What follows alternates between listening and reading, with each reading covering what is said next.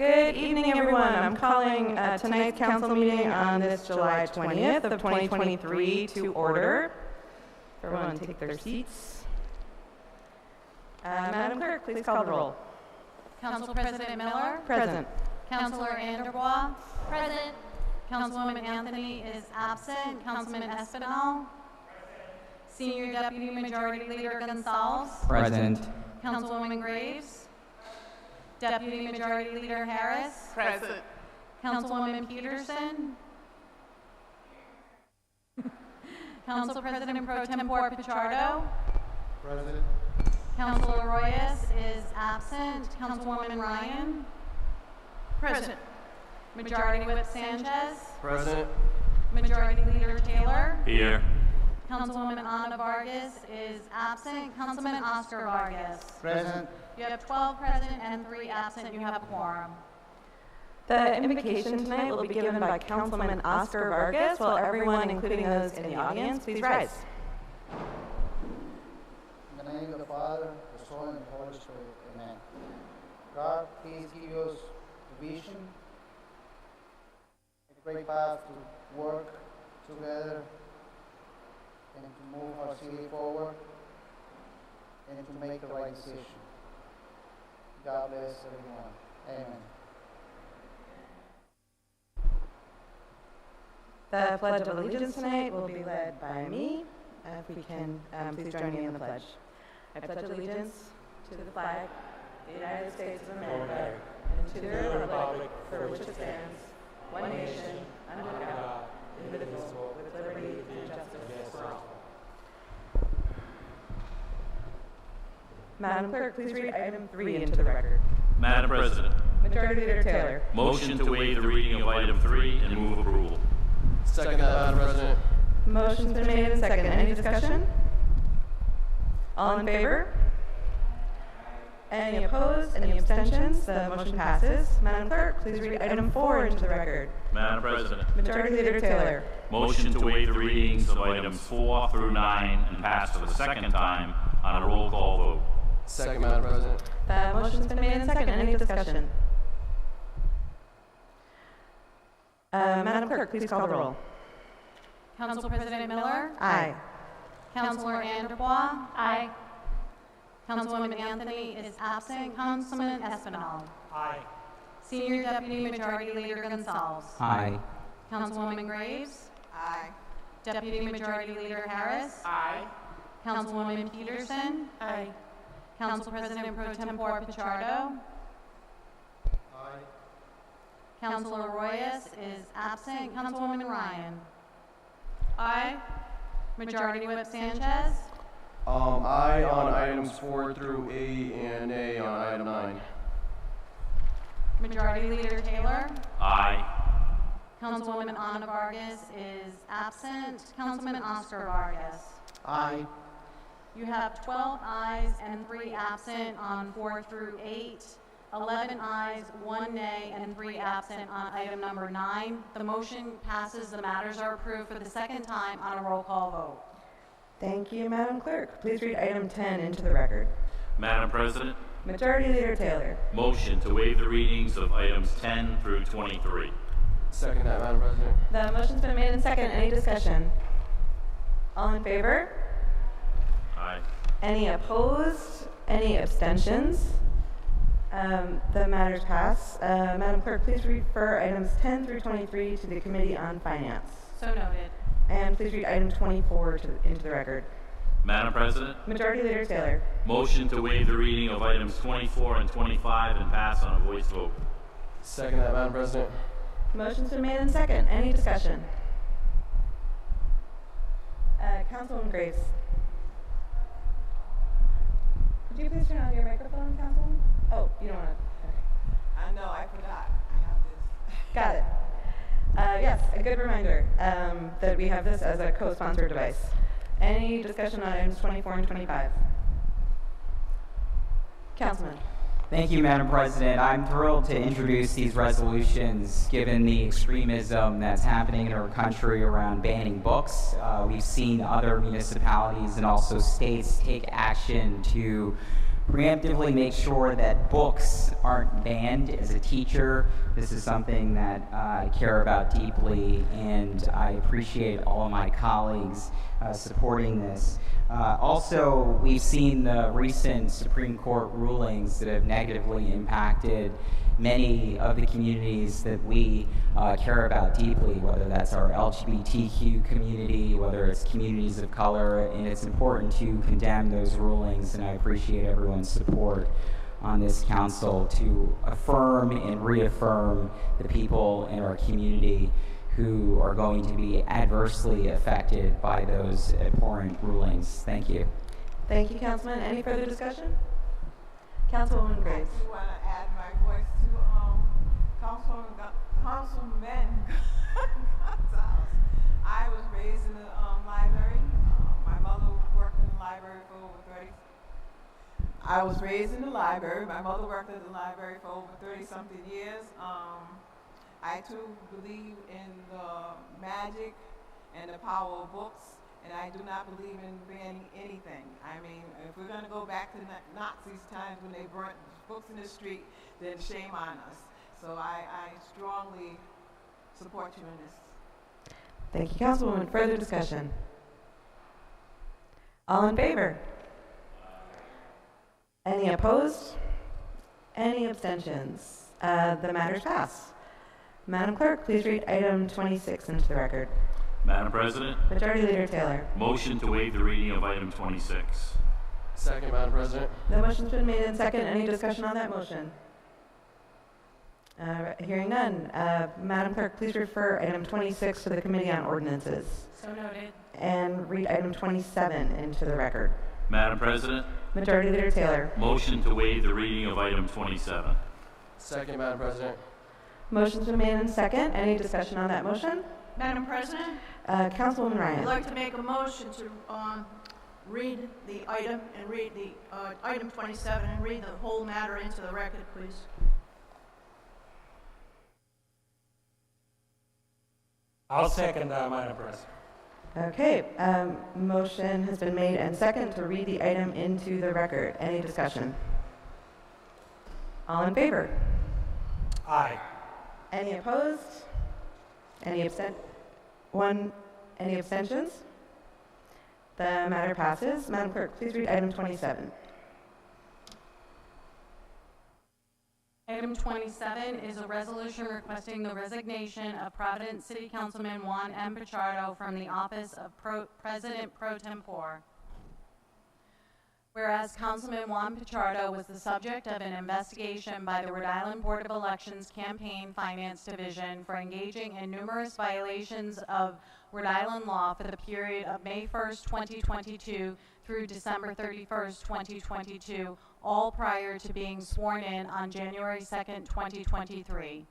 And whereas the investigation found, among other items, Councilman Juan Pichardo failed to report contributions totaling more than $3,700, failed to accurately report contributions totaling more than $10,600, accepted contributions from anonymous sources totaling $275, failed to report 52 expenditures totaling more than $5,700, failed to accurately report expenditures totaling more than $4,300, and failed to file 6 campaign finance reports.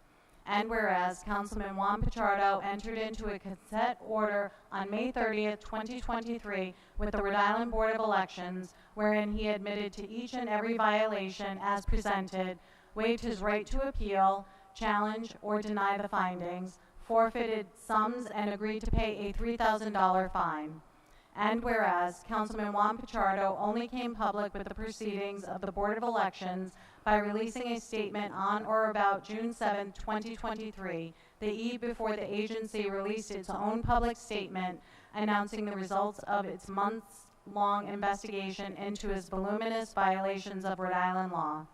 And whereas Councilman Juan Pichardo, as President Pro Tempore, pursuant to the Home Rule Charter, in the event of a vacancy, is next in succession to serve as City Council President, and second in succession to serve as Mayor of the City of Providence.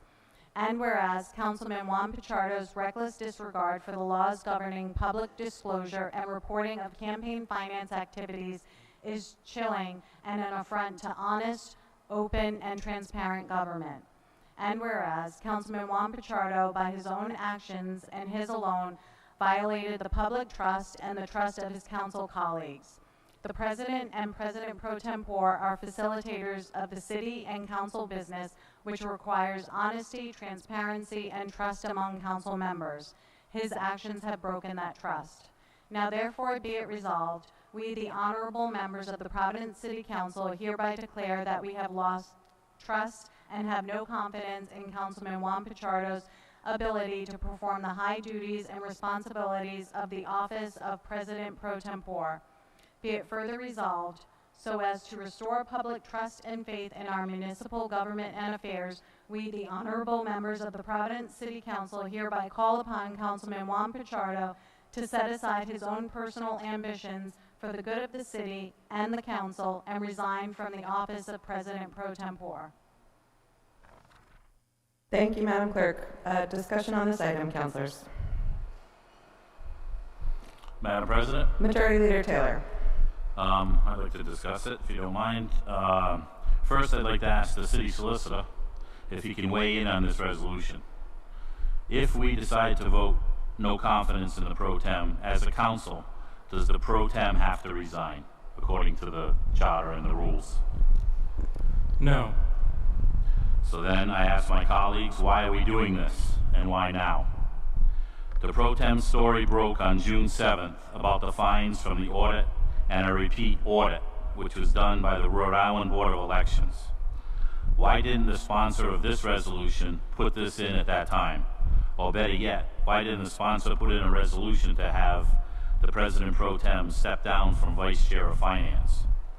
The sponsor didn't need to, because the Pro Tem took responsibility of his actions and resigned not only as Vice Chair of Finance, but also from the Finance Committee altogether. Ladies and gentlemen, we all make mistakes. It is an inevitable part of being human. In fact, some of the best lessons are from mistakes and failures, ours and others, where the errors of the past become the wisdom of the future. Growing up, my father used to say to me, we all make mistakes, that is why they put erasers on the end of pencils. This was not an investigation, as the sponsor calls it. It was an audit. If you look at the paper, even look at the paper that she attached to it, it's right on the side, it says Campaign Finance Audit. It's not an investigation. In general, auditing is conducted to verify the extent of truthfulness and fairness of the financial records of an entity, but an investigation is performed to prove a certain fact. The scope of the auditing is based on the standards on auditing, but the scope of the investigation rests on the terms of engagement. It is quite normal that people get confused between these two terms, easily due to lack of knowledge and proper understanding. So ask yourself, why is the sponsor putting this resolution in today, a month later after the story broke? In my opinion, it is pure political distraction. Since this new council has started 7 months ago, the sponsor has been MIA from committee meetings, regular meetings, and in general. Now the sponsor puts this resolution in to distract the real issue tonight, which is to vote to hire Wistow, Sheehan, and Lovely law firm to proceed in investigating the consent decree signed by the city solicitor and Buff Chase under the 8 law. If the sponsor can spin this and make the story about the pro tem, then we as a council have played into the sponsor's hand. Let us not give the sponsor that platform and focus on helping the city of Providence and all the taxpayers and vote to hire the Wistow, Sheehan, and Lovely law firm resolution Point of order, and Madam start President. getting The some Wistow of the matter has not been $42 called million for discussion. back. He can't talk about it. Thank you, Madam Chair. Madam President, I am done. Further discussion? Yes. Councilwoman Ryan. First of all, let's talk about timing, Mr. Majority Leader. As soon as this story broke, the first thing I did was walk into the council president's office. I spoke with you on a number of occasions as soon as the story broke. And I said he needs to step down from pro tem and from finance. We had a lengthy discussion and numerous discussions thereafter. You indicated to me that you would ask him to do so. My reasoning for putting this ordinance in is not personal, although the majority leader and Councilman Pichardo is trying to make it that. I'm an elected official charged with following the rules of the Rhode Island State Elections Department and the Committee on Finance, the Council on Finance.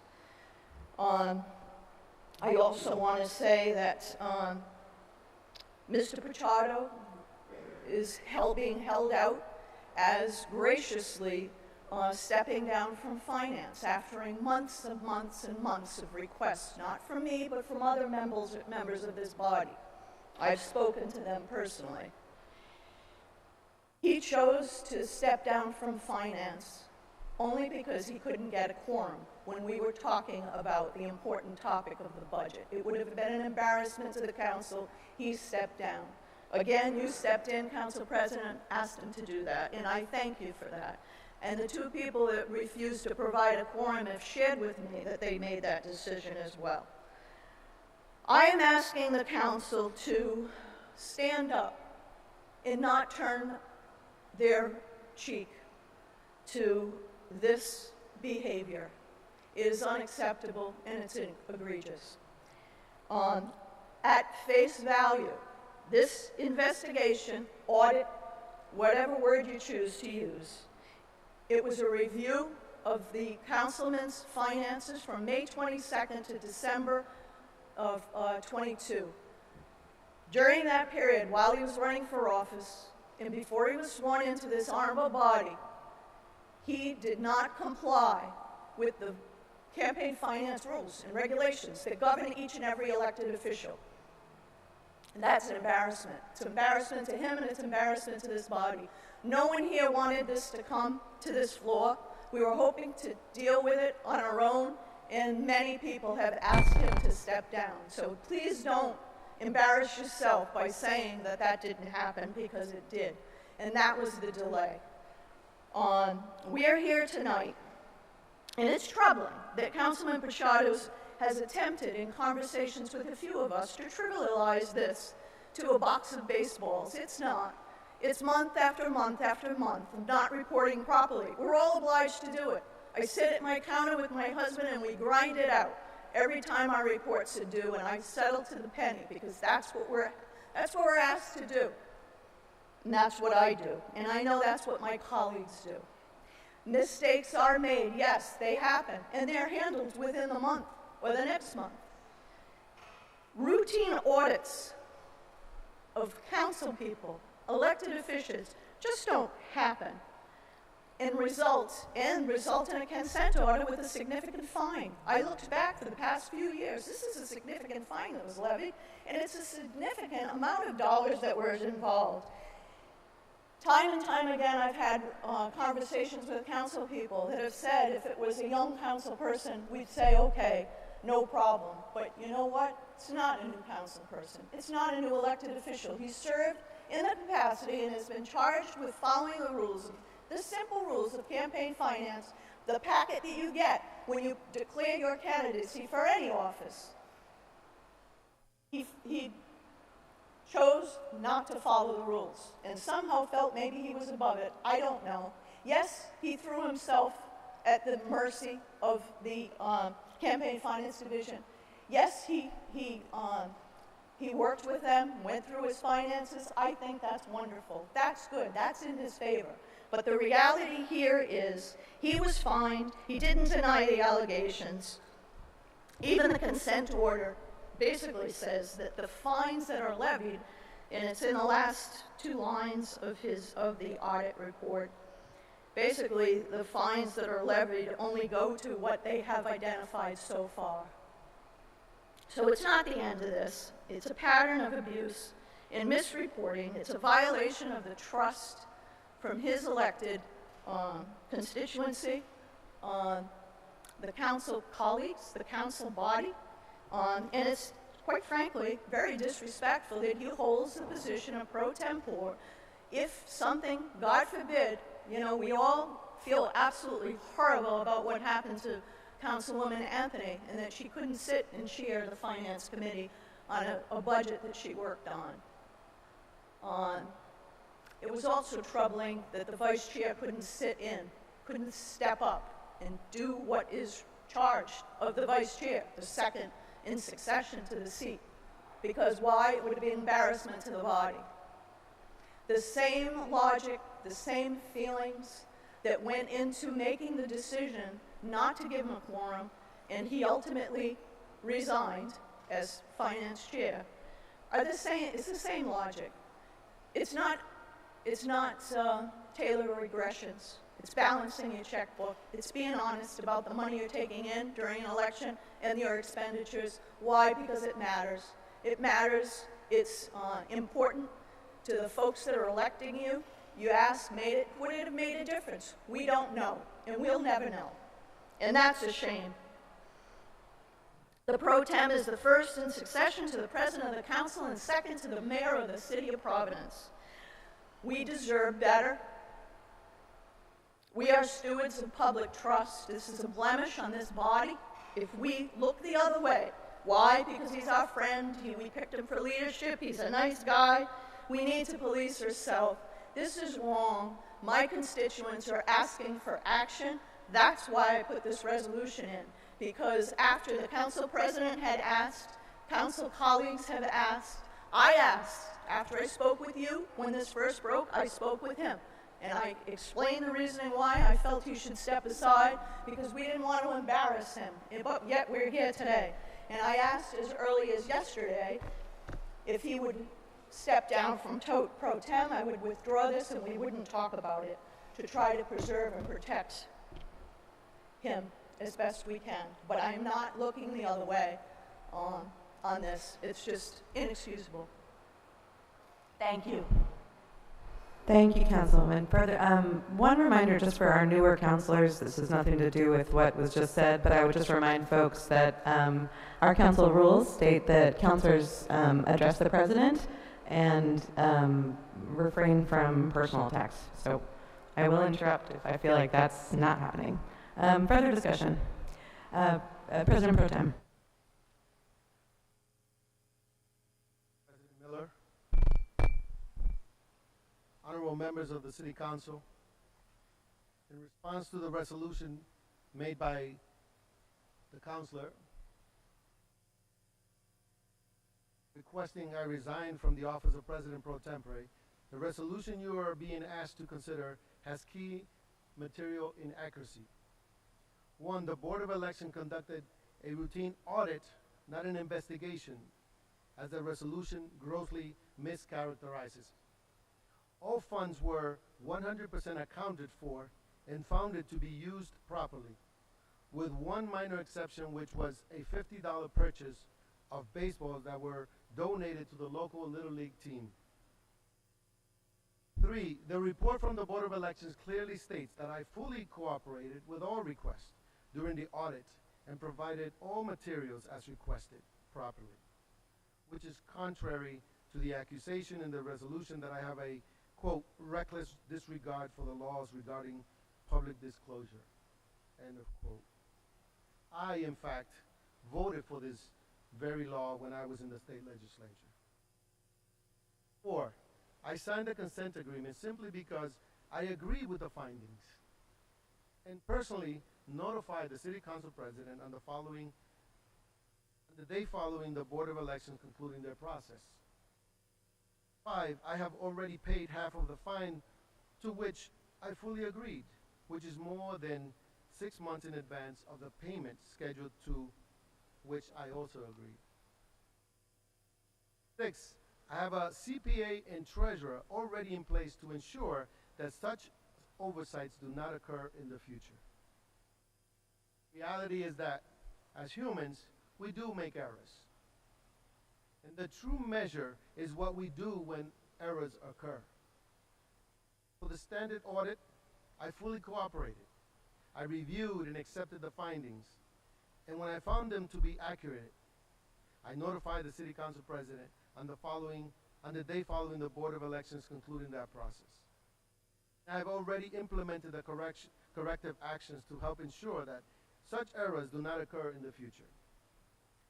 These are not actions of someone with a total, quote, total disregard of the law, end of quote, as the resolution would falsely paint a picture of. The contrary, I believe this is how one should be expected to act if errors are made. I stepped down as Vice Chair of Finance, not because I could not contribute value or service, but not to draw attention from the good work our Finance Committee members were doing at time.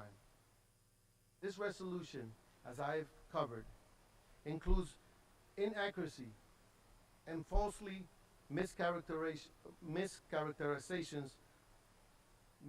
falsely mischaracterizes the audit and impugns my character.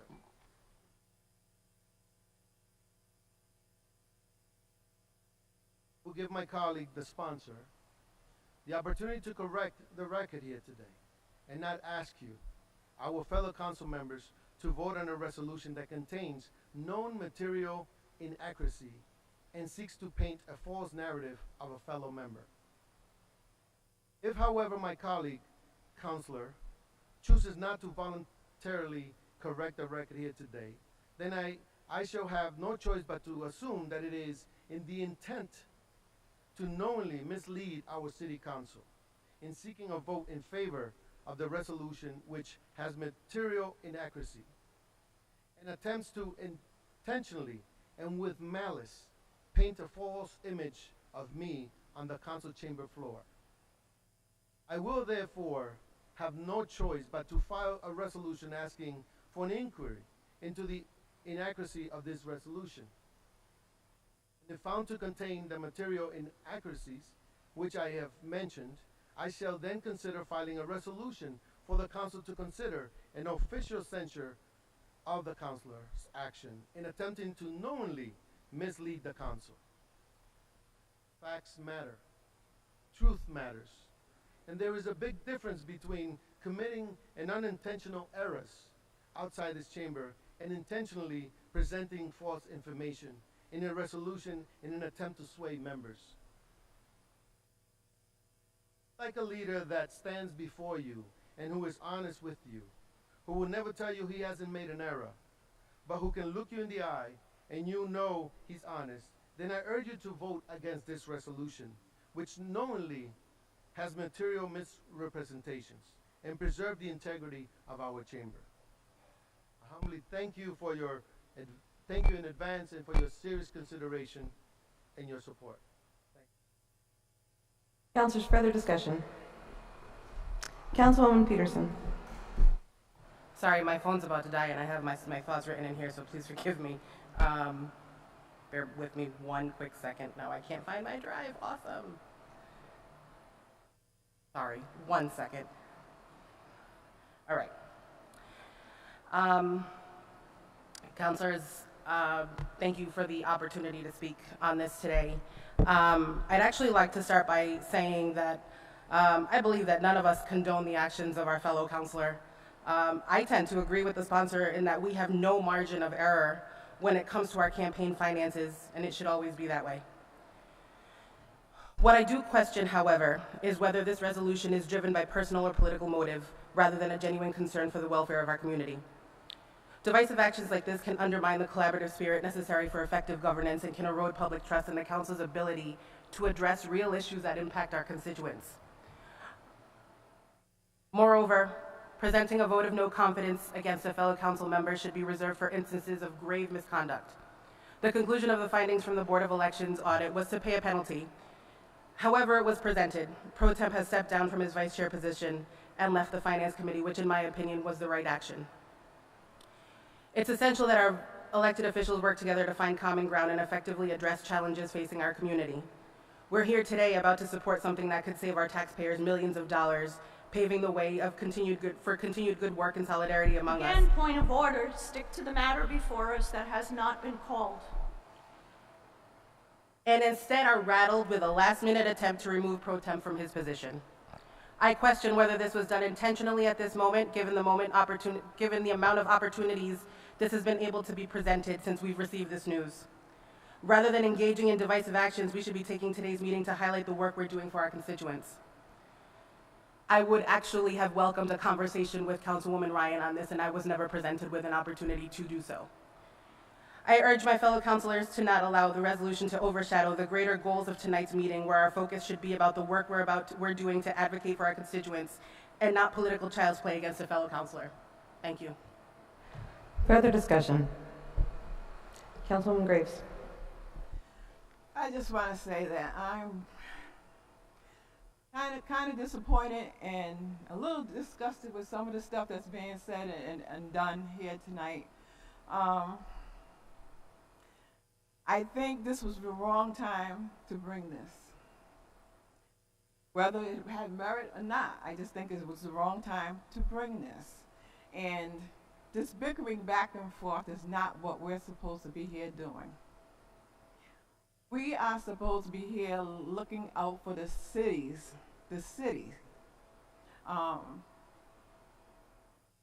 And we're not.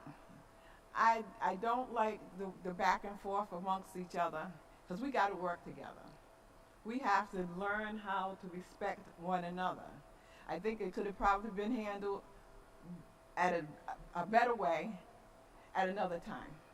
So I think that he did what was required of him. We all make mistakes, true.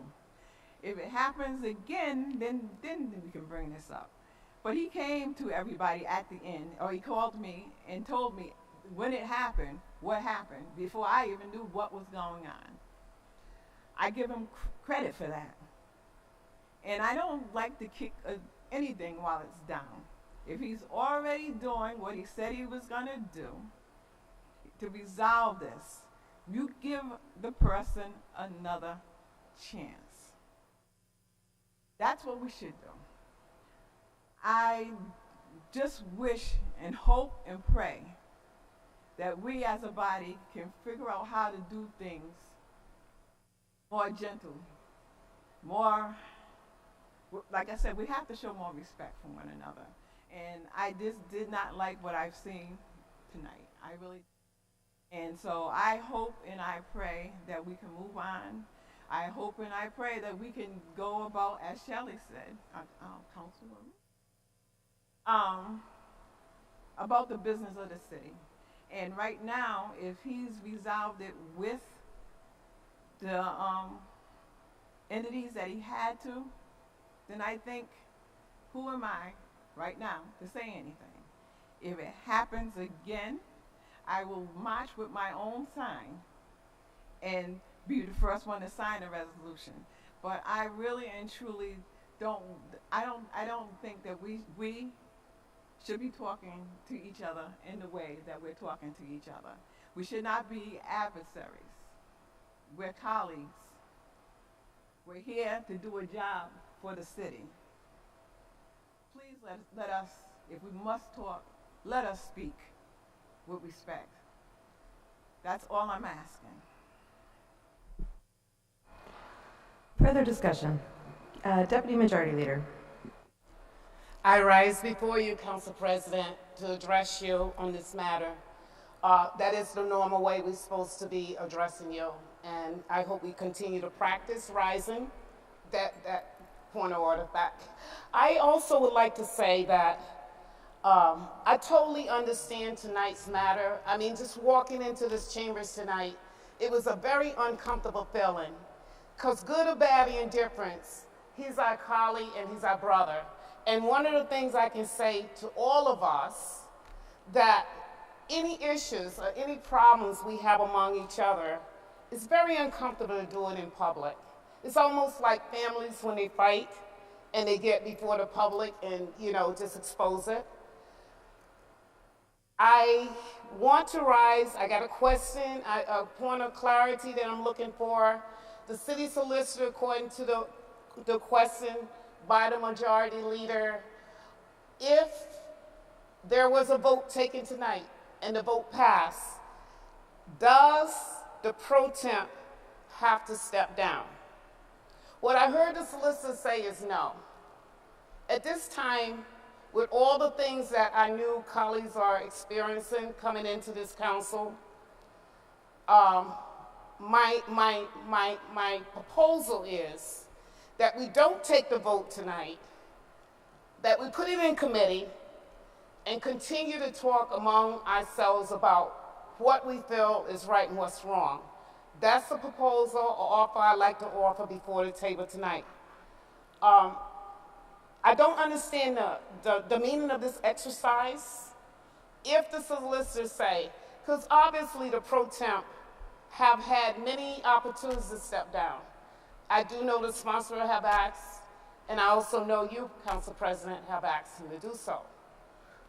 I've had a long conversation with the pro temp, and my question to him is, why not step down? Why put council through this exercise? Why do we have to go through this exercise?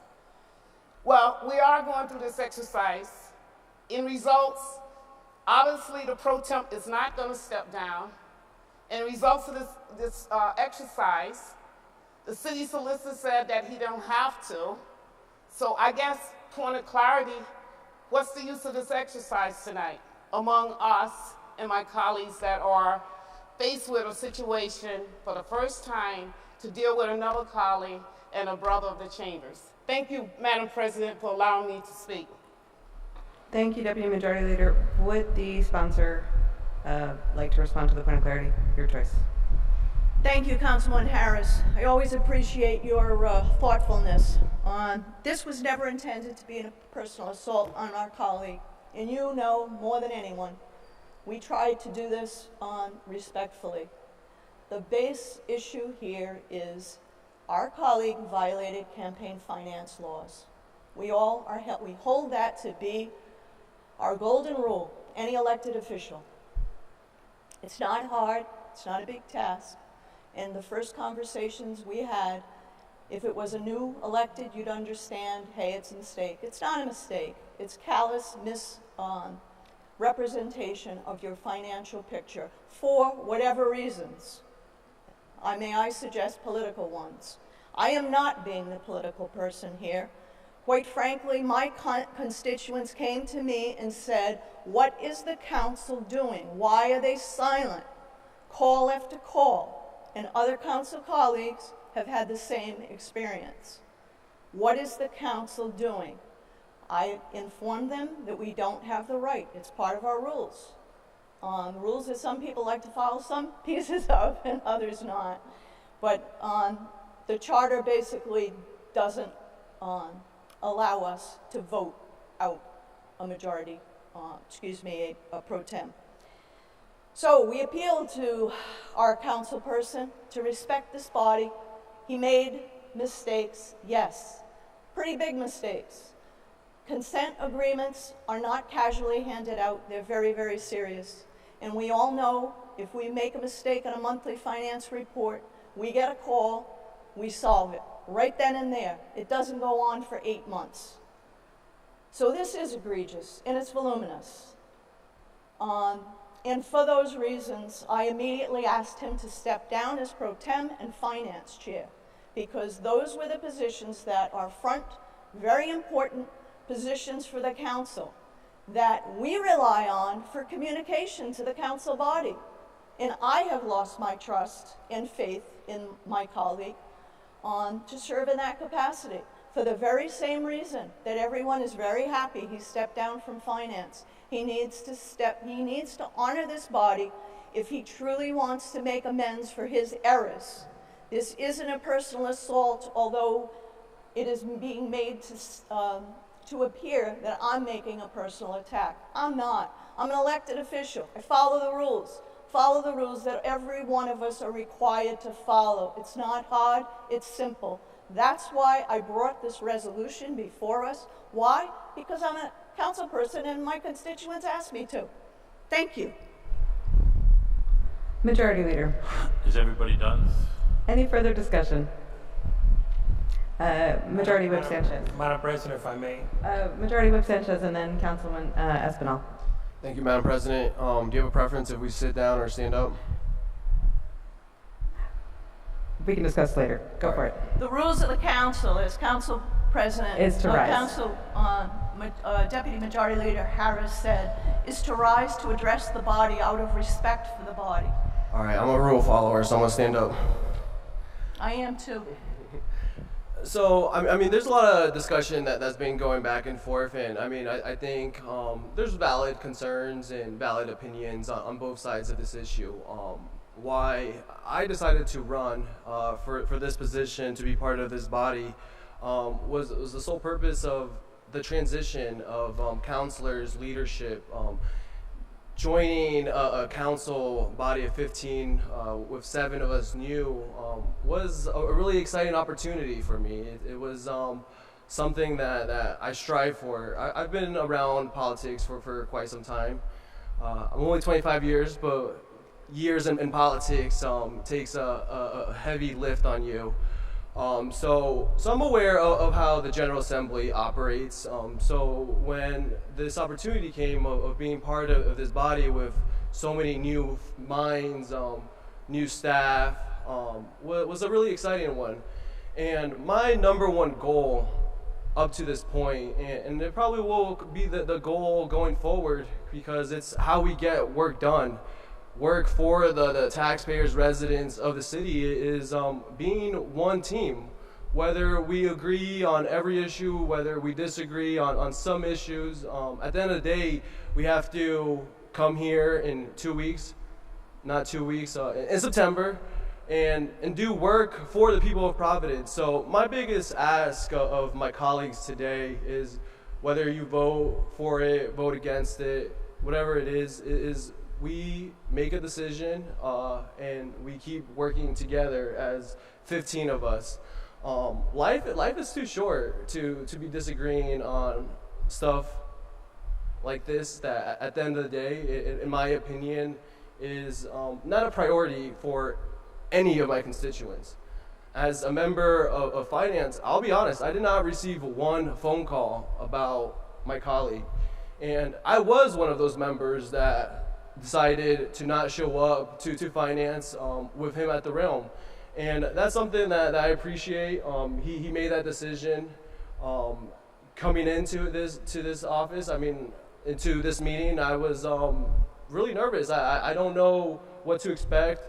Don't know where this is gonna go. But my sole plea is we act on this, whether it's today, whether it's in September, and we keep moving forward to help the people of Providence. Thank you, Madam President. Councilman Espinal. Thank you so much, Madam President. I think that there's such a big interest here because we're talking about a colleague, and we have built a team that gets along, that works well together, But we must not forget that we are a legislative body. We make rules, we make laws. And the rules and laws that we make as legislators, we must follow. So it is up to us to enact those and to also make sure that those are followed.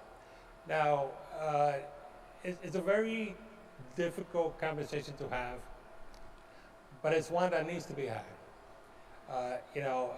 We're speaking about Pro Tem Pichardo. We do not need to center this conversation around the sponsor or around the timing.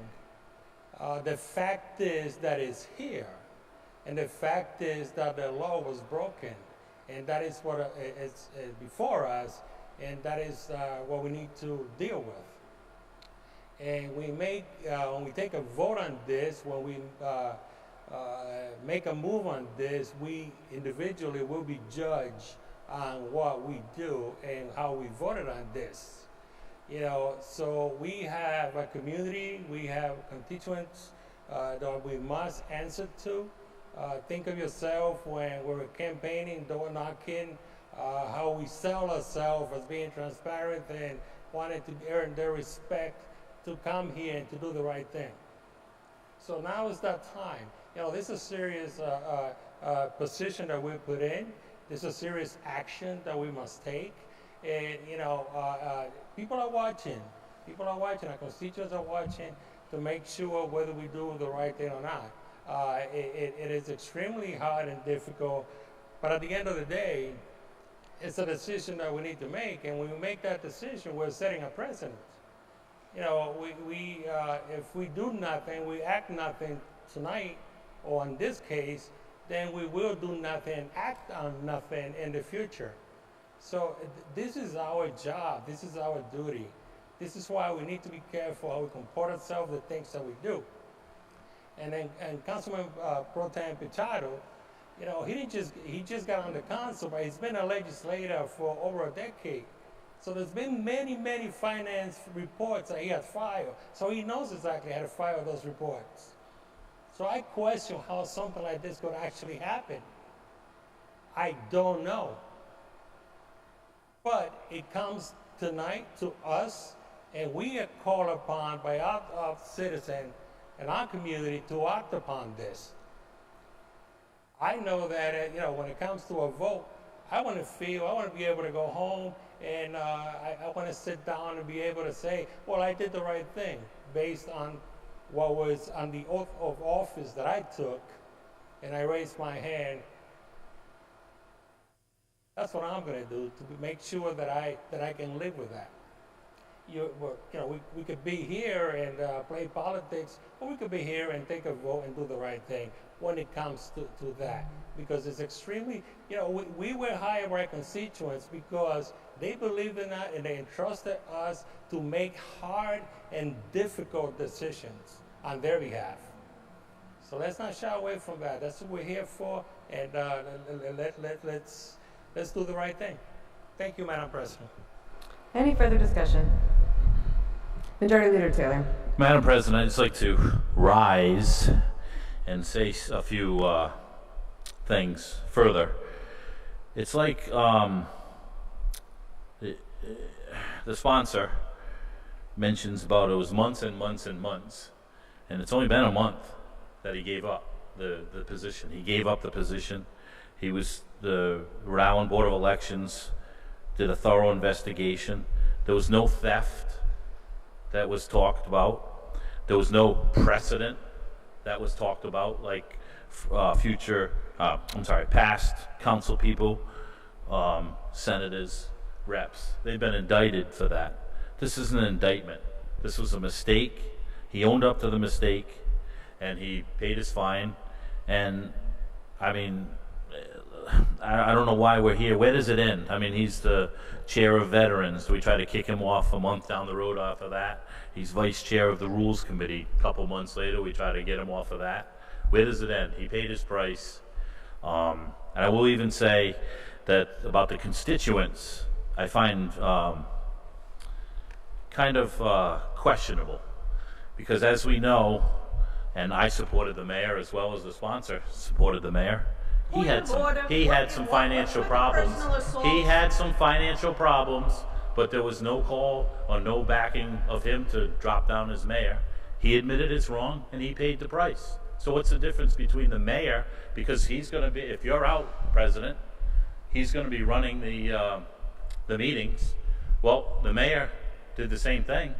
He had some issues with some campaign finance. He came out. He said he was wrong. He paid the fine. Why do we support him as mayor? I support him as mayor because I think people deserve a second chance. That's why we have people in, when they're in jail, they serve their time, they come out. That's why we have the Fair Chance Act, so they can actually go out and get a job. If we had the mentality as the sponsor does, we wouldn't be giving them jobs, because they violated, they broke the law. The President Pro Tem didn't break the law. He didn't get criminally charged. It was an audit.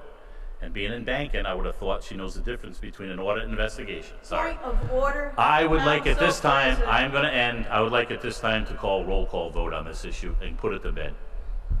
I think the vote is already, the motion was already made and approved. We don't need a roll call. I would like to make a motion that we do a roll call vote on this and put it to bed. I'll second a roll call vote. Motion is to vote on this particular, what's that? Motion is to vote on this issue and have a roll call vote. Vote to, it's already on?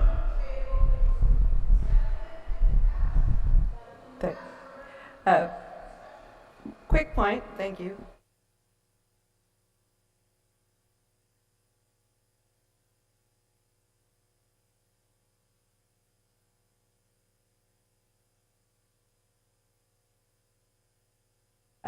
Councilman Taylor, so the motion to read the item into the record was voted and approved. Councilman Taylor, I would like you to clarify your motion such that it... I would not like it to go to the Rules Committee. I would like that we vote on it tonight on a roll call vote. And if we approve it, if everybody says yes, then it doesn't mean anything, but that means that the council says that they vote to have him resign. If we vote no, then we vote no, that he should not resign. Either way, it's up to according to the city solicitor. Madam Clerk, does that satisfy a motion? So that you're making a motion to vote to approve the resolution. Right, to approve the On a resolution, roll call and a yes vote would be that he should resign. A no vote is the person thinks that he shouldn't resign, and obviously abstain is self-explanatory. As a sponsor, I'm making a motion for a vote on this. I'm not calling for a roll call vote. There's no need for that. May I have a second? I believe I had a second. May I have a second? I believe I had a second. So there's a motion on the table. There's two motions. There's two motions on the table. I'll second the sponsor. Madam Clerk, may you and I have a conference?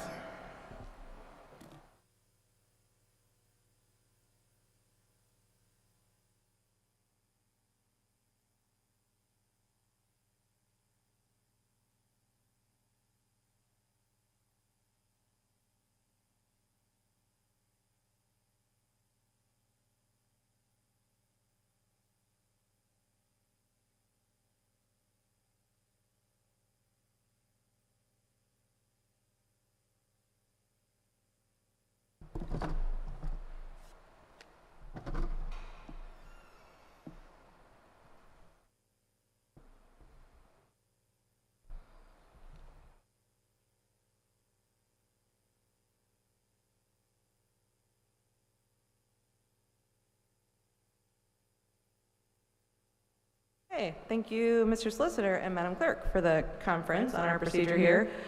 So the majority leader made a motion, it was seconded, the motion was then clarified. That second still stands. So the motion has been made to move forward with a roll call vote. Any discussion? Madam Clerk, please call the roll. Wait, hold on one second.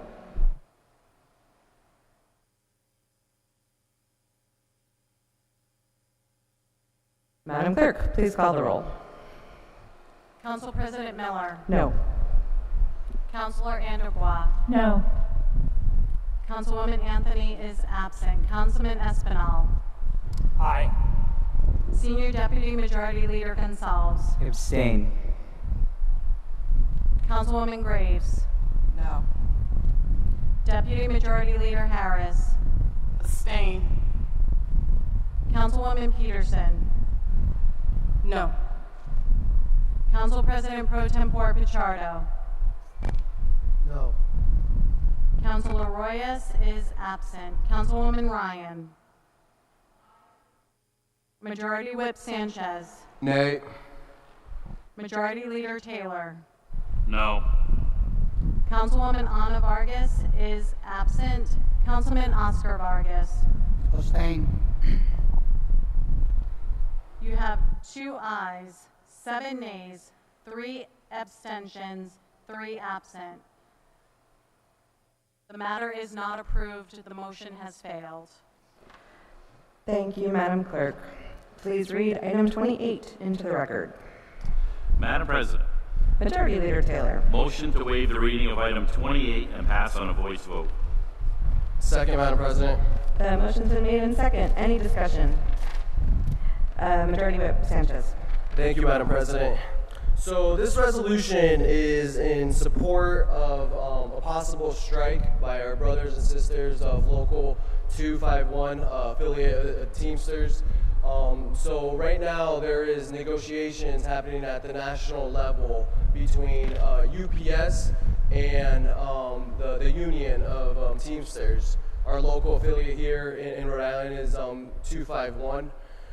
So what has been going on for about a year is the union representing these workers has been fighting for a better pay, better and safer working conditions.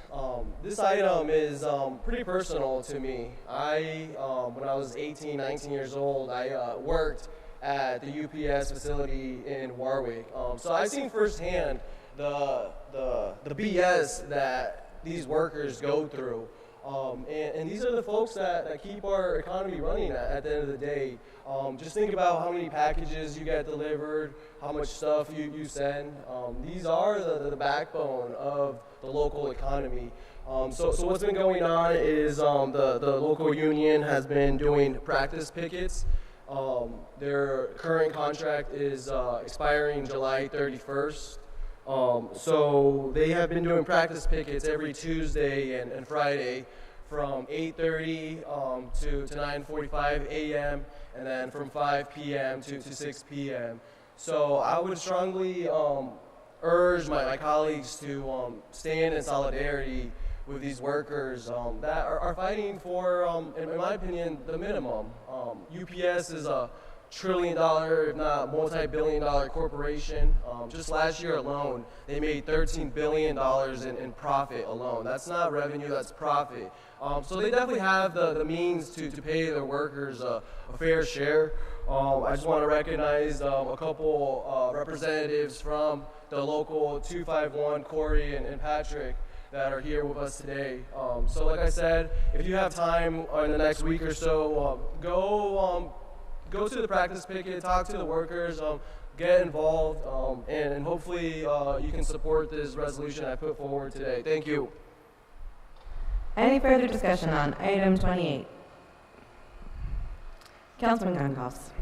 Thank you, Madam President. I just want to thank the sponsor for this particular piece of legislation, and also want to thank Corey and Patrick for being here. Keep fighting the good fight. We've got your back, and just want to say on behalf of the body, we are rooting for them to keep doing what they're doing and to stand strong for workers' rights. So thank you, sponsor, for your leadership on this, and let's keep fighting the good fight. Thank you, Councilman. Further discussion? All in favor? Any opposed? Any abstentions? The motion passes. I'd like to also thank people for joining us tonight from Local 251. Madam Clerk, please read item 29 into the record. Madam President. Majority Leader Taylor. Motion to waive the reading of items 29 and 30 and pass on a voice vote and refer back to the Board of Contract and Supply. Second, Madam President. Motion's been made and second. Any discussion? All in favor? Any opposed? Any abstentions? The motion passes. Madam Clerk, please read item 31 into the record. Madam President. Majority Leader Taylor. Motion to waive the reading of item 31 and pass on a voice vote. Second, Madam President. Motion's been made and second. Any discussion on this motion? All in favor? Any opposed? Any abstentions? The motion passes. Madam Clerk, please read item 32 into the record. Madam President. Majority Leader Taylor. Motion to waive the reading of item 32 and pass on a roll call vote. Second, Madam President. Motion's been made and second. Any discussion? Majority Leader. I rise in favor of this resolution, and I'd like to personally thank the Internal Auditor Gina Costa, Sean Bouchard, and Christina Brown, who's going to be taking it from here, for all their hard work on this and very important resolution. As you know, we are elected from our constituents to do the best we can and protect the city of Providence. And also, as the city council, we elect the internal auditor, Gina Costa, and her job is to keep an eye on the council, plus keep an eye on the funds and everything else in the city. And she brought this to our attention of this $42 million discrepancy over 30 years. And I think by listening the other night to the law firm, I think we should proceed and move forward on this issue. And hopefully, in the end, won't be right away, but it'll be $42 million over 30 years that we can get back to the city of Providence. The biggest complaint I hear is the payment of the law firm, but also in that the presentation, we were told that we've already lost $2.1 million because of this going through, and also we're going to lose another $1.5 million this year. So, like I said, we are elected to help out the constituents. We just gave them a tax raise, a tax increase, small reduction of the commercial. If this was done, we could have left maybe more of a commercial discount, and who knows if we would have had to raise taxes. But $41 million over 30 years, I think we need to applaud Gina Costa, Sean Bouchard, and Christina Brown, because it's going to go forward, but all their work that they did in this. And like I said, we are here to elect the internal auditor. When she comes and gives us something, he or she, happens to be she now, when she comes and gives us a problem that she catches, we can't turn our head the other way.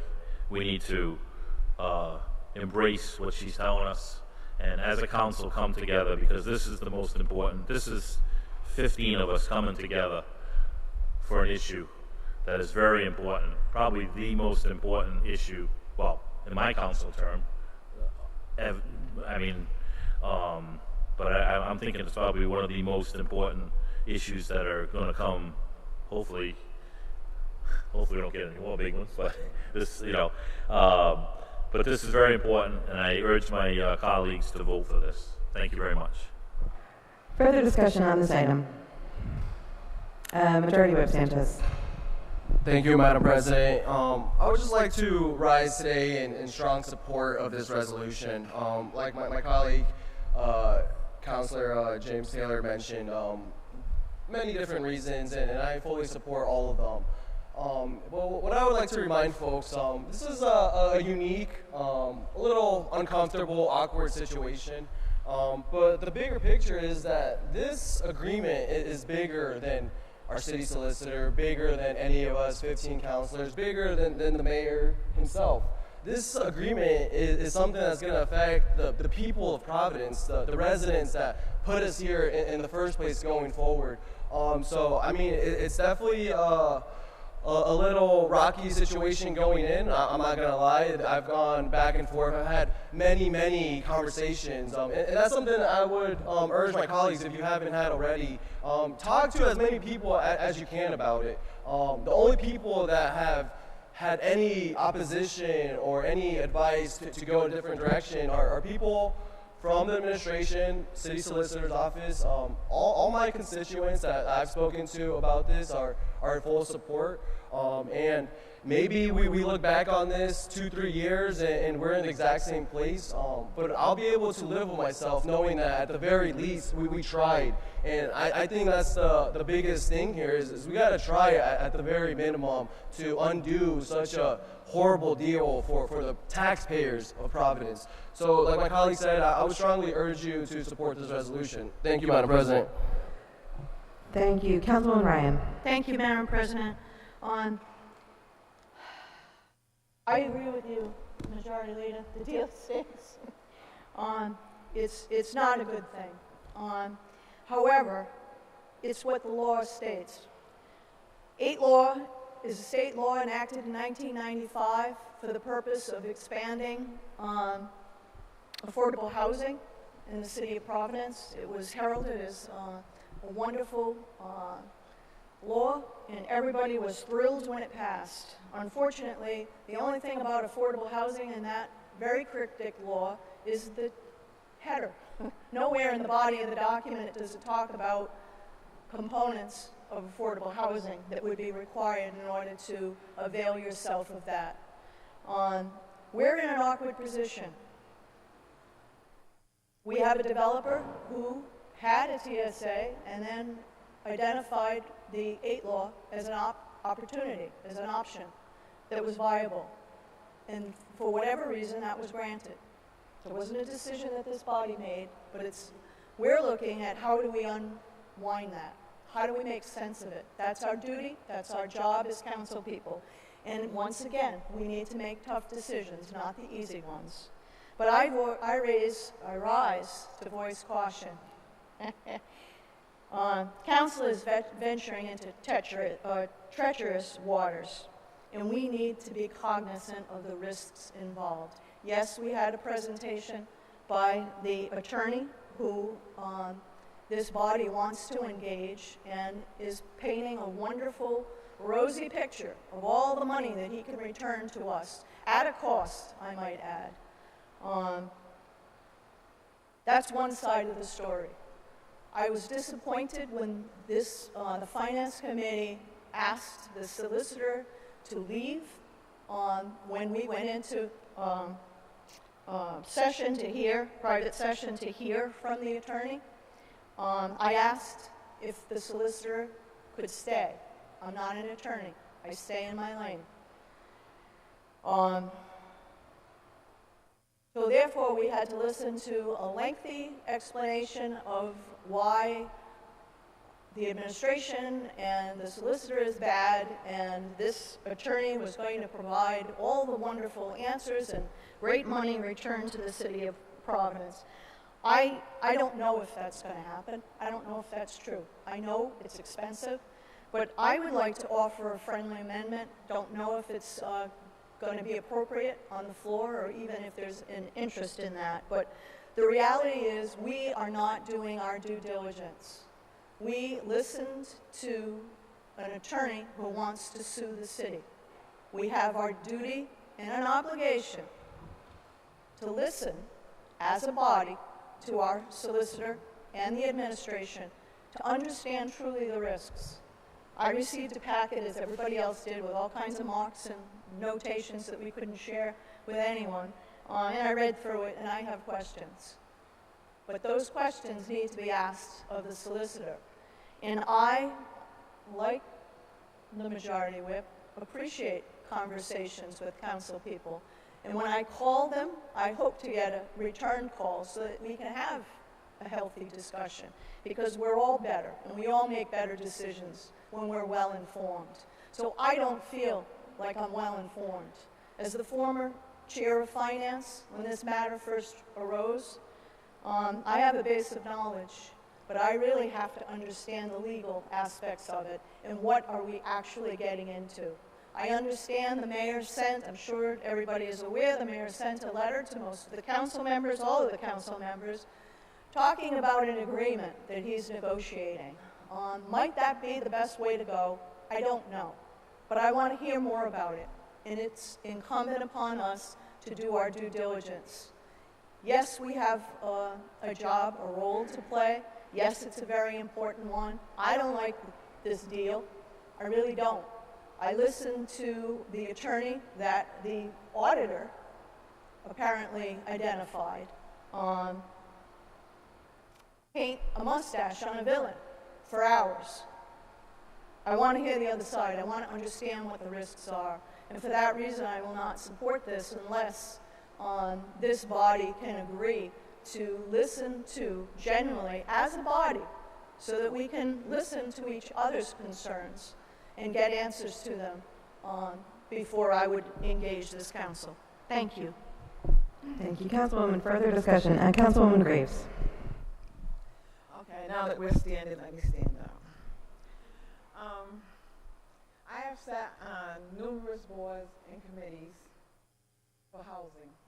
I know what that law means, and I know that a commercial body is not part of what that should have been covered. And that's why I truly support this, us going with another lawyer. And I am also opposed to letting the people that we may be suing tell us what we should or should not be doing. That's like asking the police to police themselves. There's always been a big uproar whenever that happens. So I do not believe, first of all, Law 8, when you talk about you don't know what it means, affordable housing, there's a certain meaning. And they knew when they entered into that they had went above and beyond that medium. And it doesn't take a scientist or anything else to read that. The second thing, I really and truly am tired of this let's wait. Apparently this has been going on for well over a year and a half if I'm not mistaken. If they didn't give the answers to the council prior to this, I don't see the need in us to continue to delay this. It makes no sense. And delay. Are we trying to push it so that pretty soon the courts are going to say, well, you know, your time is up. You've had all this time to oppose this, and you didn't. This got dropped into the laps of us newbies this year. But it was known prior to this. Looking back at what happened, there was a finance committee meeting that was canceled. There was stuff that was pushed back. There was no answers to pertinent questions that you yourself, Councilwoman, asked. So I trust Gina. I trust Sean. And if they came to us and said that this is an issue, and they have been trying to resolve it for almost a year and a half, then I have a problem with us still talking about it. We need to go ahead and do what we need to do for the city and the people within the city. Because it's a smack in the face for the people who cannot afford all this stuff. For them to turn around, we gave them an increase in taxes while we gave a decrease to the commercials. And yet, this person wasn't paying his fair taxes at all. So there's a problem. There's a big problem. We need to stop worrying about the big guy and worry about everybody else, our everyday people who are struggling to survive. So no, I support this thing 100%. And we do not need to pass it on. Further discussion. Councilwoman Peterson. I'll stand. Okay. Thank you, Madam President. I wanted to thank all of our staff for their work and the counselors who pursued this with the vigor it deserves.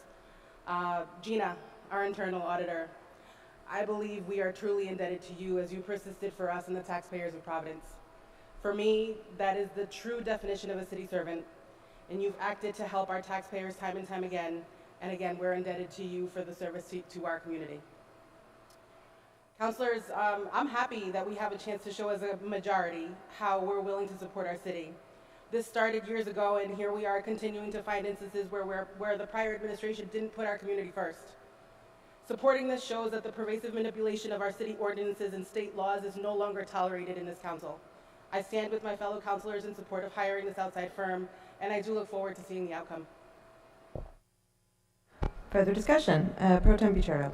Thank you, Madam President. I rise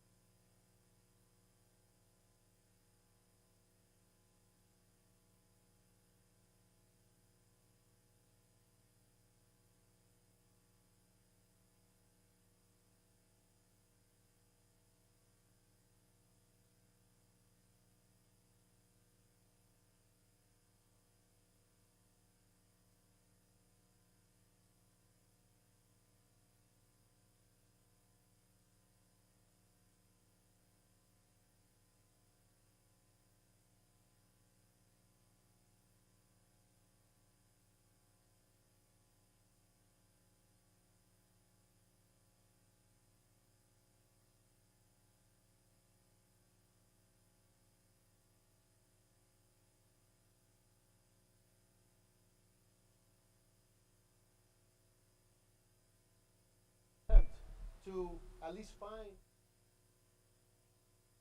renegotiate, recognize that on the information from city solicitor.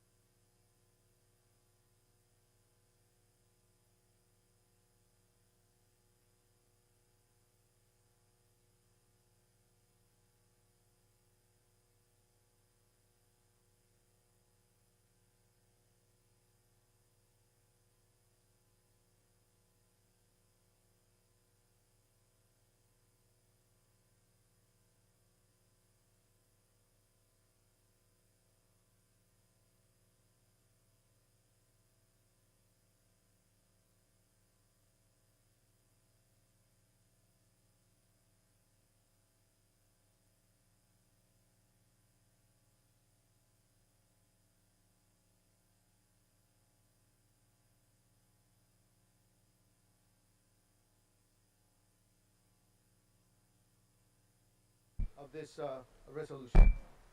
Any further discussion? Majority Leader. I just wanted to clarify that we're voting tonight let me get my notes here. We're voting tonight. Passing this means that we'll have another meeting next week, which will be a special meeting for the whole council. And at that point in time, questions will be asked and discussions will be had. And at that time, we can authorize or not authorize, not further action. But this, according to the way we do it, we have to have a special meeting. So this is for us to have a special meeting next week. I don't know when it's going to be, but I just want to let everybody know that that's what the next process is, to have a special meeting with all the council and then the law firm. Okay? Thank you. Thank you, Majority Leader. Councilman Gonsalves.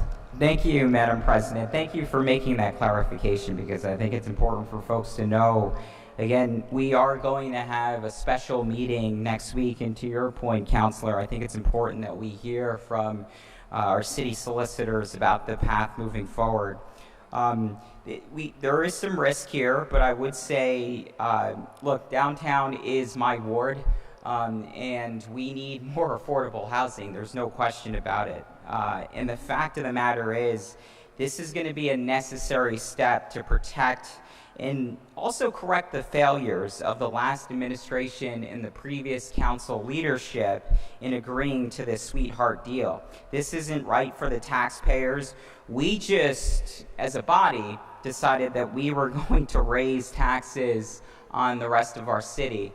I was the only person who decided to vote no on that tax levy. And I think this is about tax fairness, and ultimately we have to protect the taxpayers at all costs. So I support any bold action that the administration and this council takes to claw back this $42.5 million tax giveaway, because we need to bring that money back into the city coffers and ultimately foster more affordable housing all across the city and put our taxpayers and, as Councilor Peterson said very astutely, put our community first. Councilwoman Ryan. Thank you, Council President. I just wanted to rise and address Councilman Machado. He talked about the importance of working on an ordinance to address the failure or the fault within the 8 law, the state law. It's my understanding, but I'm not an attorney, that we get our enabling legislation from the state. So for us to change any tax law, we can't do it without state authority. So I'm not exactly buying into the idea we can do it by ordinance, although I would love to be able to do it, but that's one of the questions that I wanted to pose to our solicitors when they were in the room, among other items. So I just want to again affirm that we have more due diligence on this project. This isn't about whether we're for or against affordable housing. We all support more affordable housing. We've been fighting for it for years, some more than others. 8 law is the problem. We need to focus our energies on that. My caution is directly related to hiring this attorney. Maybe we should hire an attorney. Maybe it doesn't need to be this attorney. I don't know why we're rushing to do that. Is it important? Yes, it's important. Will there be a return of $40 million, 40 plus million that everybody keeps talking about? I have no idea. When will we see that? How many lawsuits, how many years will it take in court to be fighting this? Wouldn't it be better if we just sat down, did our due diligence, worked with a solicitor, maybe looked at other attorneys, get another opinion? No one is questioning the work of our auditor. She does great work. She's an auditor. She's not an attorney.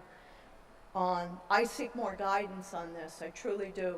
And the failure that I see is the fact that we're having a special meeting, and once again, it's exclusive to the attorney that we seem to have a burning desire to hire and shell out $1.4 million of taxpayers' dollars to.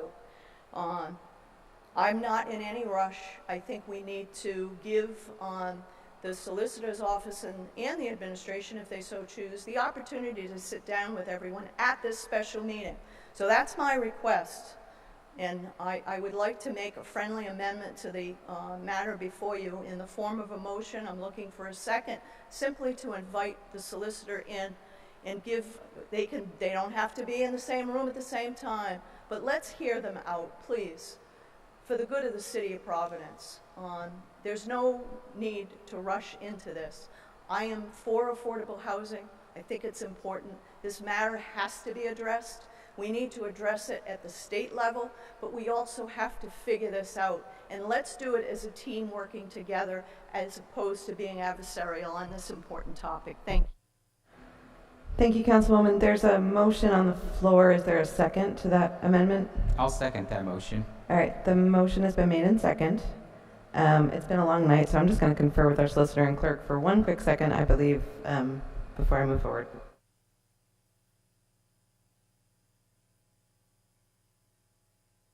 The motion's been made in second. The amendment is to make sure that the solicitor's office has an opportunity to address the council at the special meeting. Discussion on that motion. Majority Leader Taylor. Again, I will rise. And I was the vice chair, actually nominated that night to be the vice chair.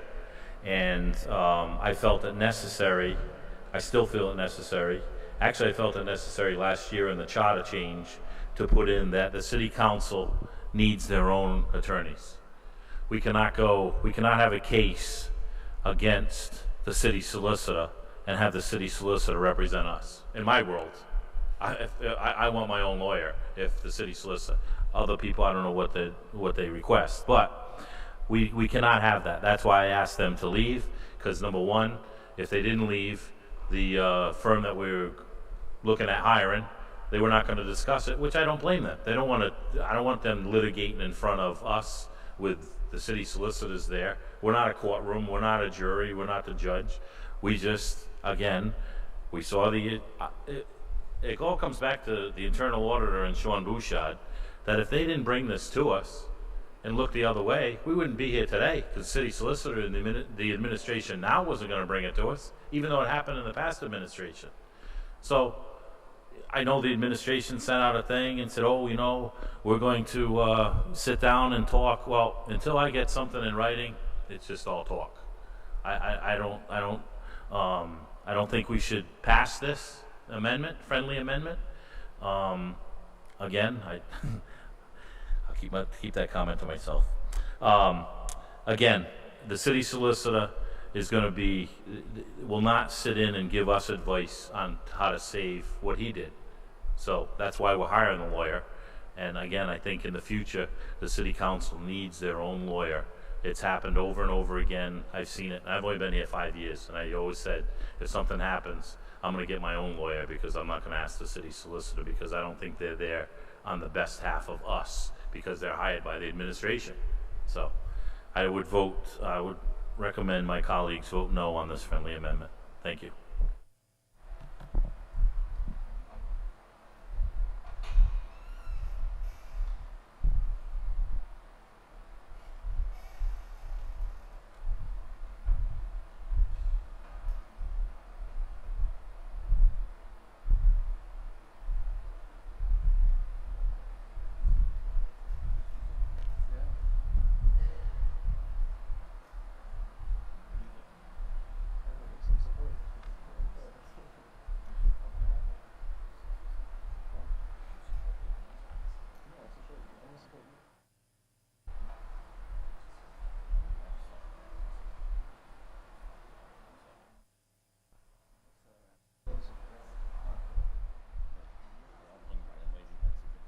Okay.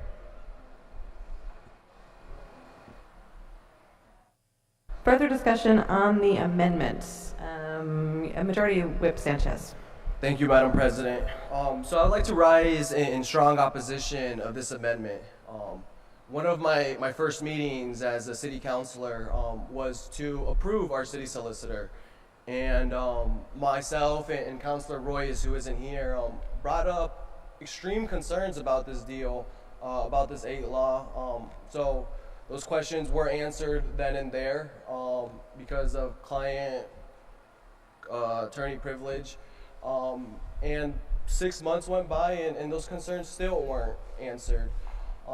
And in my opinion, like my colleague Councilman Taylor said, it is a conflict to have the people that we're hiring in the same room as the people they're looking to make the case at court that they weren't in authority to make that agreement in the first place. But regardless of what that is, no one's stopping anyone from taking the next couple days to speak to our city solicitor if you have any questions, concerns. Before the council meeting last week, I took personal time out of my workday to meet with our city solicitor, some of his assistants, to hear them out. Because at the very least, whether you agree or disagree with someone, the most responsible thing you could do is hear each other out. So that's something I take a lot of pride in. So having them in the same room, in my opinion, just doesn't sit right with me. But if you have questions, concerns, no one's stopping you from reaching out, having conversations, hang out this weekend and speak to our city solicitors if you have those concerns. And the main concern that is gonna get brought up to you is the fee of the 1.4 up to 1.4. And what I would like to remind you all is the attorney we're gonna hire is gonna make his case, and it's gonna be up to us if we wanna move forward with that. So by hiring him is not gonna flat out pay him. We're still in the driver's seat throughout this process going forward. So I would just like to remind folks with that. And if you have any questions, concerns, want to speak more about it to me directly, I'm more than happy to take time the next few days and speak. Thank you, Madam President. Further discussion. Oh, Councilman Goncalves, sorry. So again, I support this amendment that's being proposed. I just want to state for the record, because I think this is really important.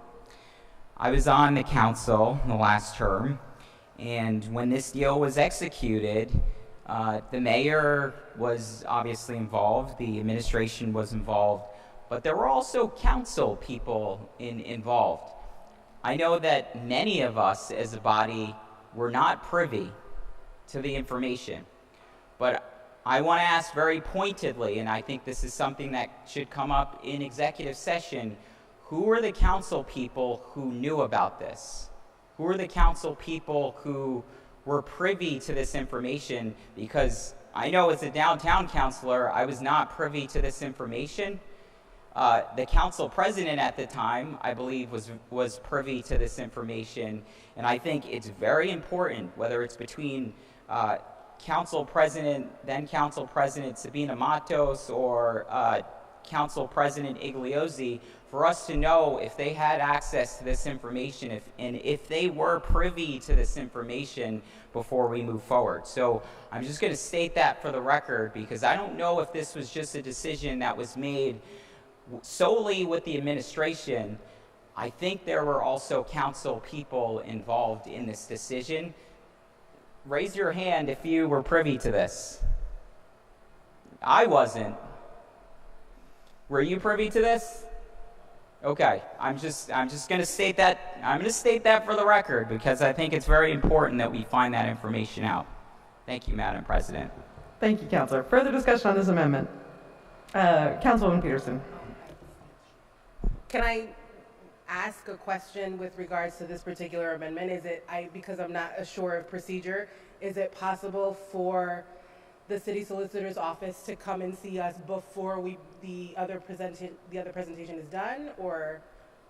Is that not possible? Can I respond to that? Please. My motion, Please. I basically said it could be separate. They don't need to be together in the room together. I understand there's a concern for that. I just want the opportunity for this body to be able to address the city solicitor who represents the administration and the council. And that's all I'm asking for with this amendment.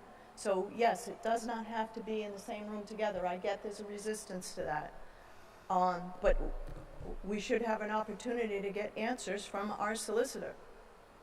Okay, further discussion on the amendment? Councilwoman Anderbaugh. Yeah, just a super, thank you, Madam President. And I'm going to stand by my heels, now I have to like tuck down. I just want to say, I think a lot of what we've been talking about in terms of this process in prior councils has been, meetings got canceled, this got moved, someone didn't have information, someone wasn't privy to this. So just as someone who cares a lot about transparency and access, I would not be opposed to having either two separate meetings or a meeting that was bifurcated. So at first we had one presenter and then we had the other. It just seems like if we're wanting to have a solid process and feel really good and transparent about what we've done, so future counselors can look and say, yeah, like they did this right, I wouldn't be opposed to that. Okay, further discussion on the amendment? Okay, so I'm going to call the vote, and this is just on the amendment, and then we'll do a roll call vote on the full item. So, all in favor of this amendment? I'm sorry, Councilwoman Graves? What's the clarification of the amendment? I'd like to clarify the amendment. Thank you, Madam President. So the amendment is simply a friendly amendment, just basically on giving the entire council the opportunity to be on, to ask the solicitor questions that we may have at this particular time, and have them present what is going on to us so that we can share with each other our combined thoughts and consolidated thoughts, as we typically do, bounce things off of each other.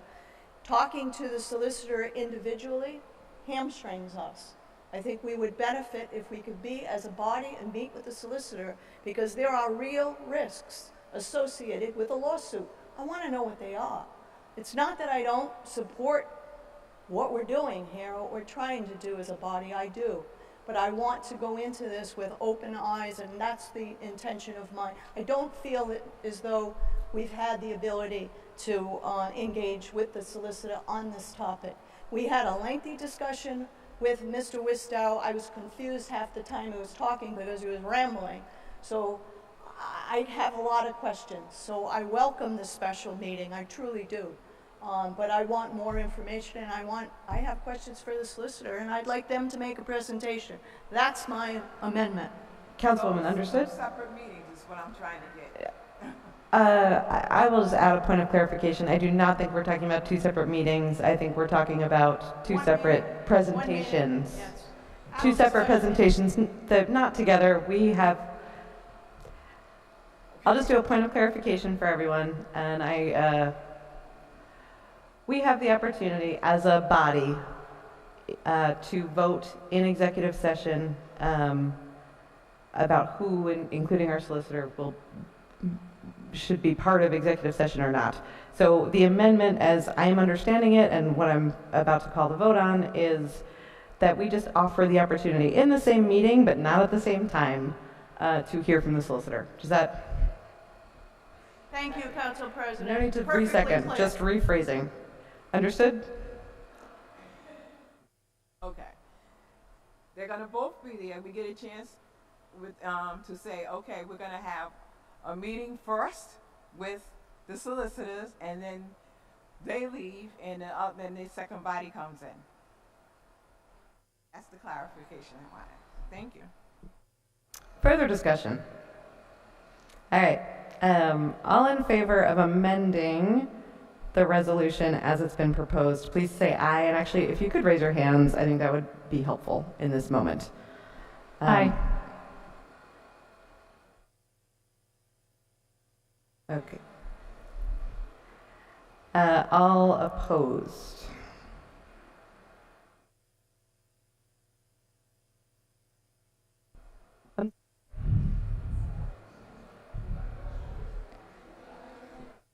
I did that a little bit too quickly.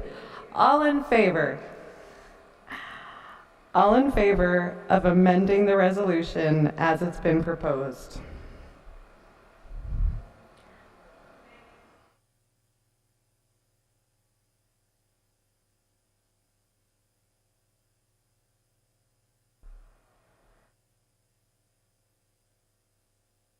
All opposed?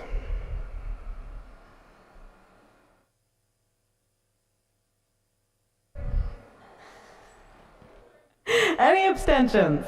Hold on. I'm not understanding you, Madam President. That is okay. Because first of all, you went, who's in favor of the amendment? Yes, The first I one. had to do the vote again because we moved a little bit too quickly for the clerks. Okay. So we're still on that first amendment. And the first amendment to listen to the solicitor. Yes. Would you like to clarify your vote on that amendment, Counselor? I was saying, Okay. Clerks, can you help me with my arithmetic?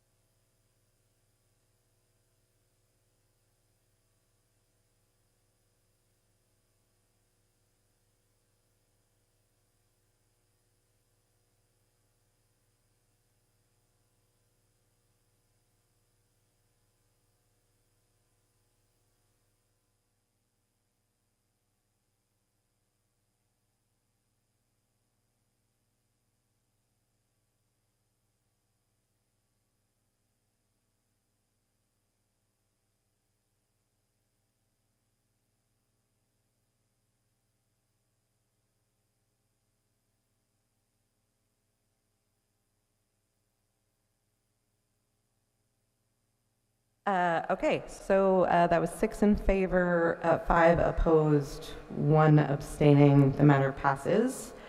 I would now like to call the roll on item 32 as amended. Can we count that again? There's only 11 people here. Councilman Espinal's gone. We got a total number here of 12. 6, 5, and 1 is 12. Can we do it again? Because I don't even, what did the president vote? I didn't even see. I was trying to help out.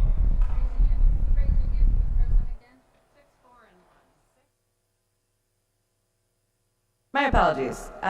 6 in support, 4 in opposed, and 1 abstention.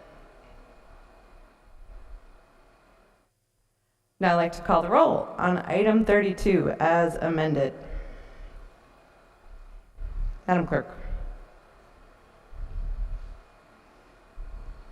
Council President Miller. Aye. Councilor Anderblatt. Aye.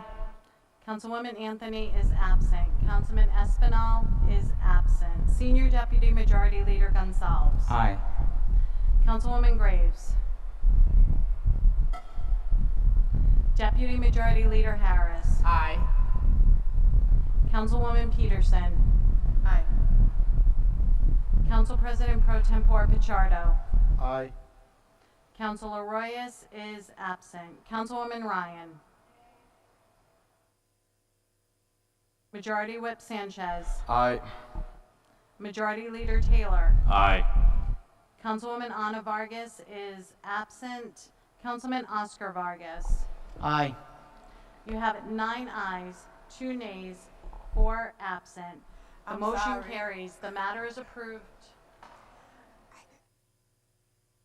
on a roll call vote as amended. Councilwoman Graves, you have a question? I'm sorry, Majority Leader. 1 second, please. I'm sorry. Councilwoman Graves, would I you was like to supposed change your vote? Yes, thank you so much. Can you please state how you would like to vote? Aye. Aye.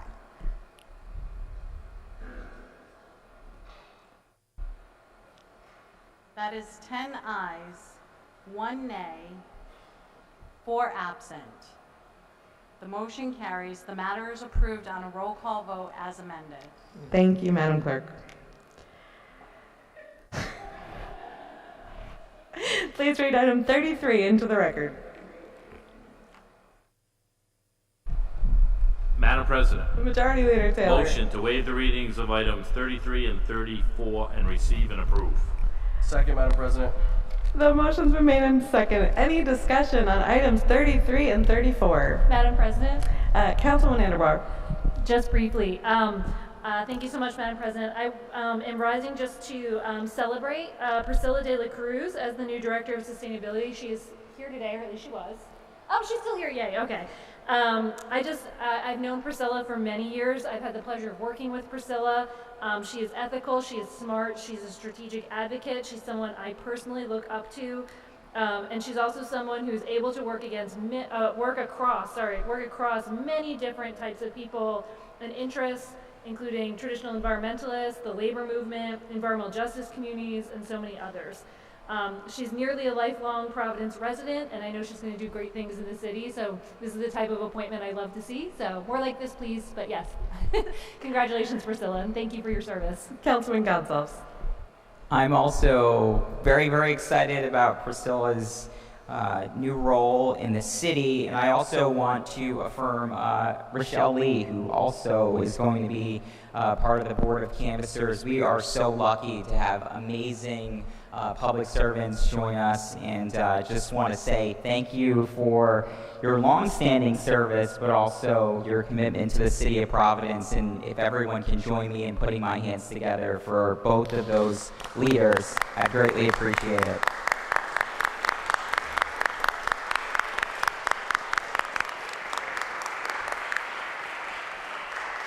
Thank you. Any further discussion? Councilwoman Peterson. I also rise with a lot of excitement for both Ms. Rochelle Lee and Ward 14 resident Priscilla De La Cruz. It's an ongoing joke because I know Councilman Taylor likes to highlight when there's residents from his ward, and I'm going to continue doing the same thing. So I'm very, very excited for this. Priscilla's track record for environmental responsibility is second to none, and I'm just excited that she's coming forward to the table from the city to help us in the city and do all of this. And Ms. Rochelle, I sent you a letter when we were first inaugurated in, if you remember, because I was so moved by your words that day, and I'm just so excited to know that you're going to be working in this capacity. So thank you very much, both of you, for this. We look up to the work that you're going to be doing. We look up to you personally. Thank you. Any further discussion? President Pro Tem. Thank you, Madam President. I rise also to congratulate you on your service. Especially, I had the opportunity to work with Ms. De La Cruz. Congratulations. A special to our friend and our colleague, Rochelle Lee, who's been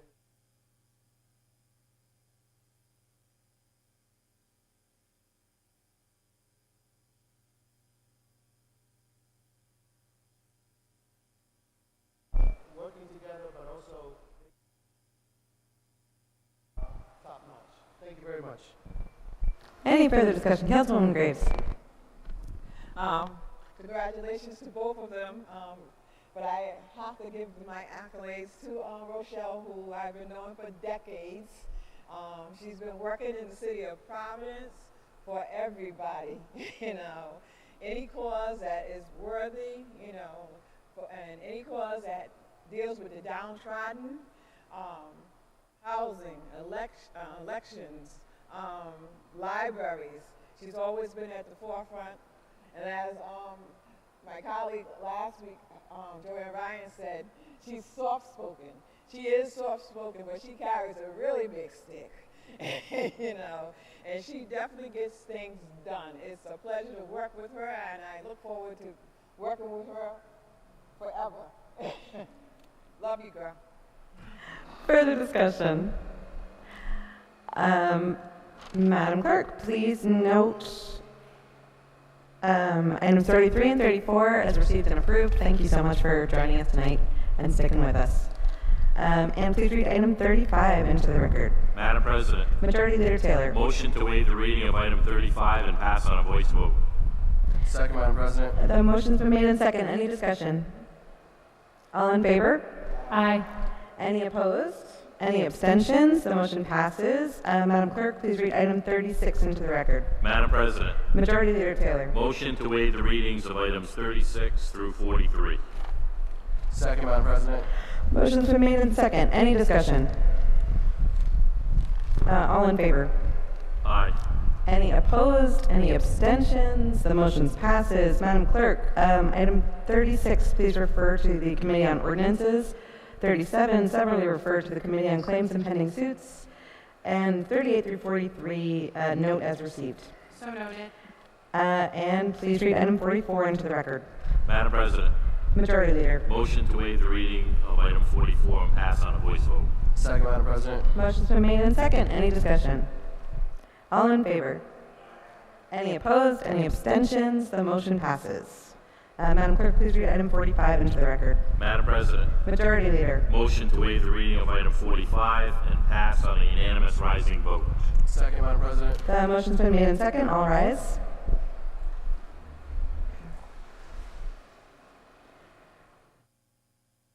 Any discussion? All in favor? Any abstention? Any in opposition? The motion passes.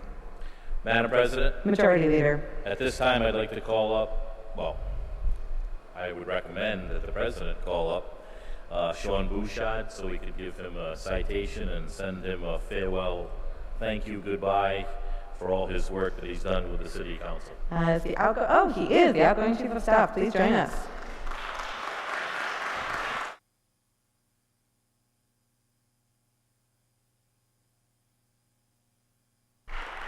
So, Madam President, I'd like just to quickly, because I like rambling, but I'd like to thank Sean for all his work in the City Council. We're going to miss him.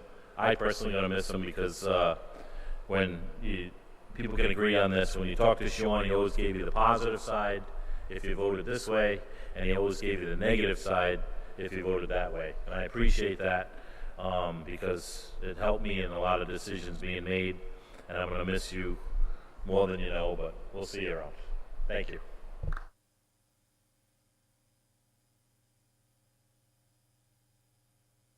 And if we could all get a picture with him before everybody heads out the door, it would be greatly appreciated. Thank you, Majority Leader. Thank you, Sean Bouchard. Majority Leader. So, if there is no further business, I would like to adjourn in memory of retired Providence Fire Department Battalion Chief Victor C. DeCera, Luis Azevedo Pinero, Anna Margarita Adames, Darnell Whitford, Rebecca Stewart, Darielle Rivera Vargas, and Stephanie Rosemary Paul.